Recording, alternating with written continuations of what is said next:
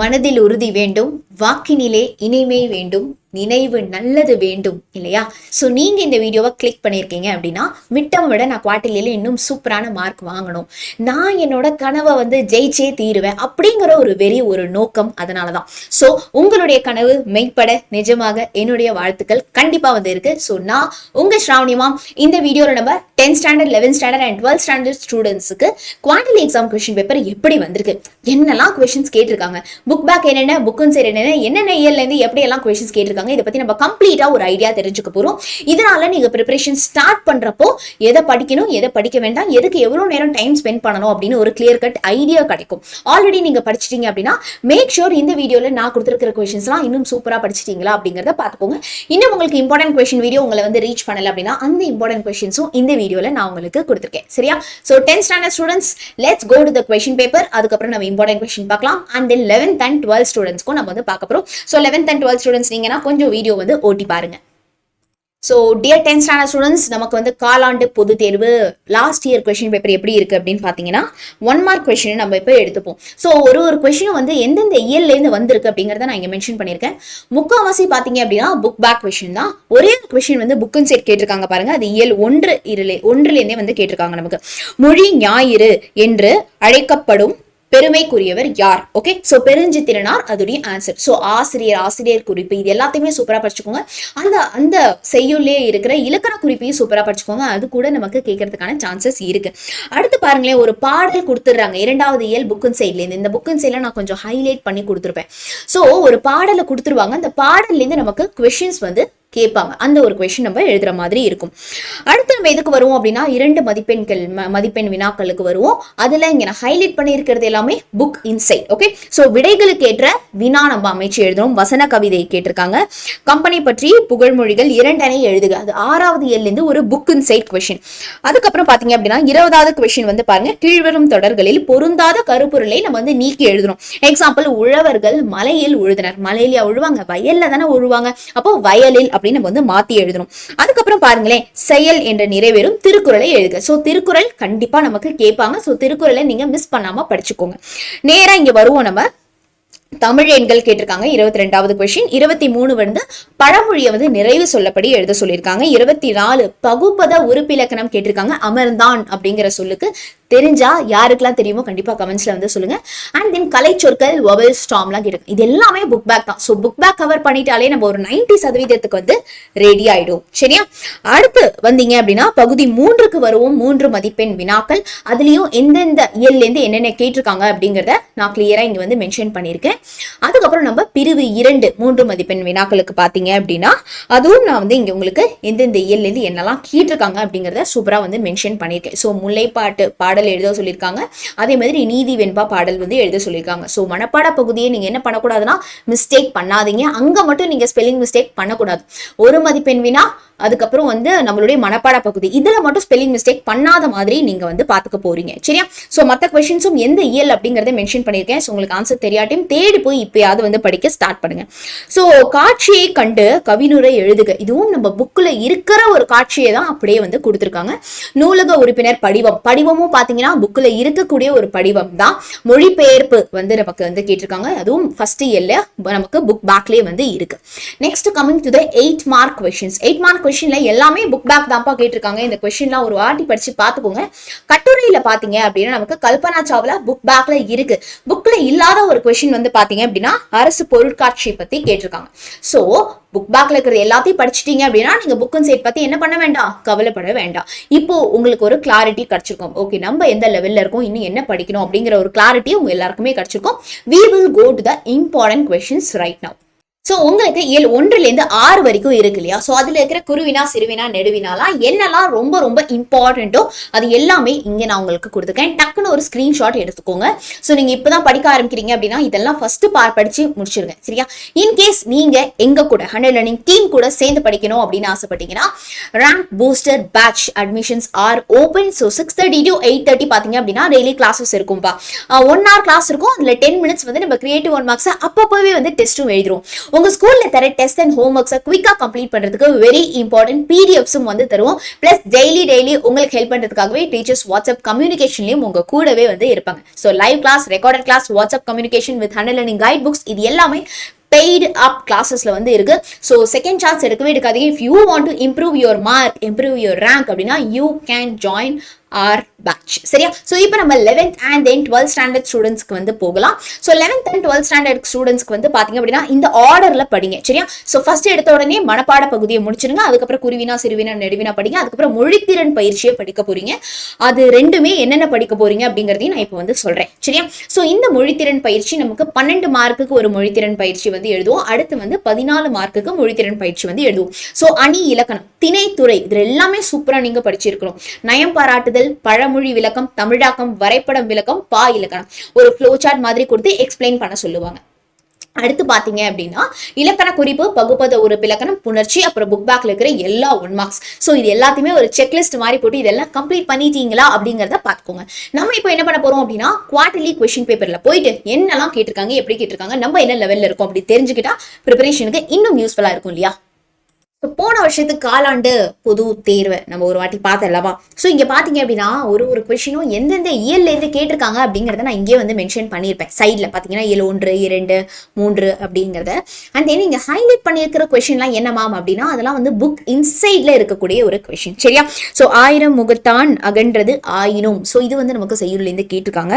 அடுத்து பார்த்தீங்க அப்படின்னா கவிஞர் சு வில்வரத்தினத்தின் கவிதை தொகுப்பு என்னது?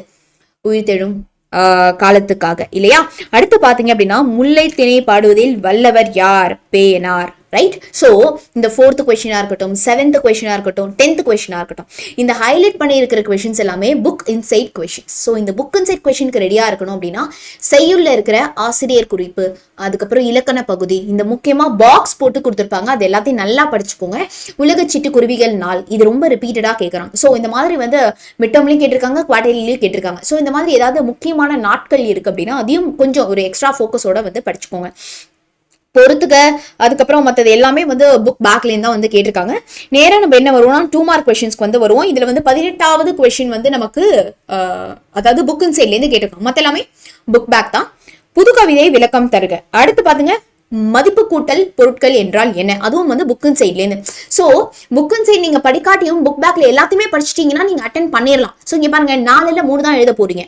இங்க பாருங்க நம்ம 3ல 2 எழுத போறோம். ஸோ புக் இன் சைடை பத்தி கவலைப்படாதீங்க. பட் மேக் ஷூர் இதெல்லாம் படிச்சுக்கோங்க. பிகாஸ் பப்ளிக்ல வந்து வாட் இஃப் நம்ம கம்பல்சரியில கேட்டா என்ன பண்றது? இங்க பாருங்க உவமை உருவகம் நம்ம வேறுபடுத்தி வந்து எழுதணும். அப்புறம் வந்து இதுல வந்து ஏதாவது ஒண்ணுக்கு வந்து பகுபத உறுப்பிலக்கணம் கேட்டிருக்காங்க.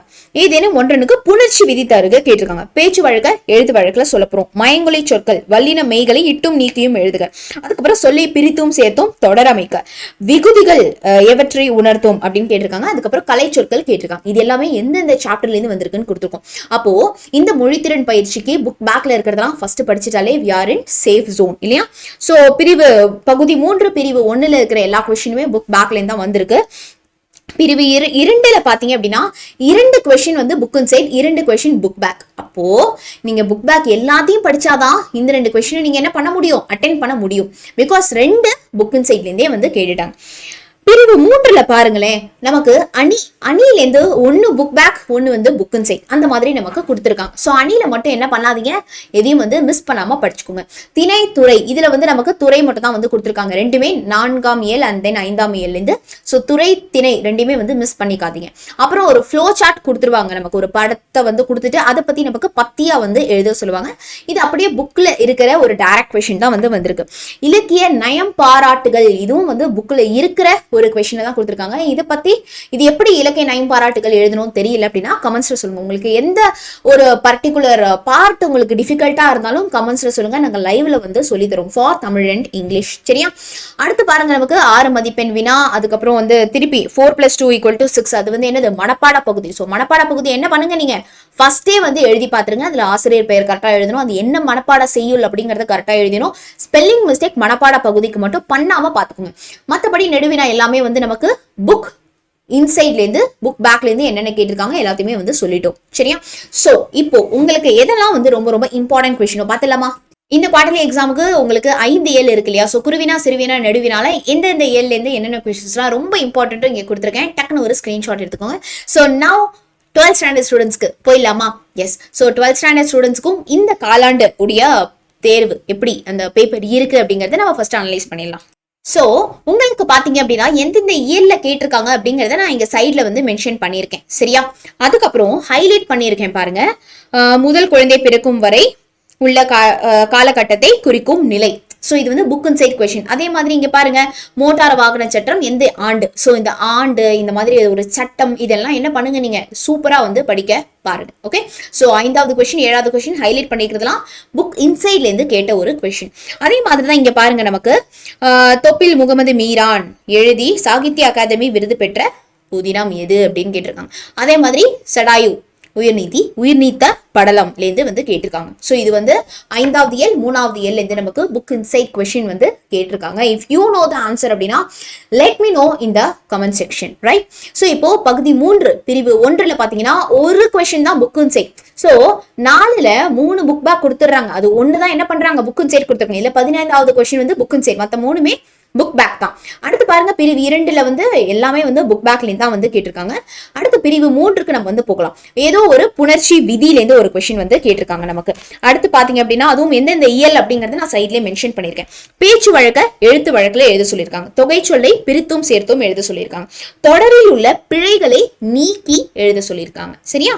அடுத்து இங்க பாருங்க, பிரித்தும் சேர்த்தும் வேறு வேறு தொடர்கள்ல வந்து நமக்கு அமைக்க சொல்லியிருக்காங்க. பகுபத உறுப்பு இலக்கணம் கேட்டிருக்காங்க. கலை சொற்கள் உவமை தொடர்களை சொற்றொடரில் அமைத்து எழுதுக. பேஜ் நம்பர் 20ல இருக்கு, பேஜ் நம்பர் 104. அப்ப இந்த எக்ஸசைஸ் எல்லாம் என்ன பண்ணுங்க, படிங்க.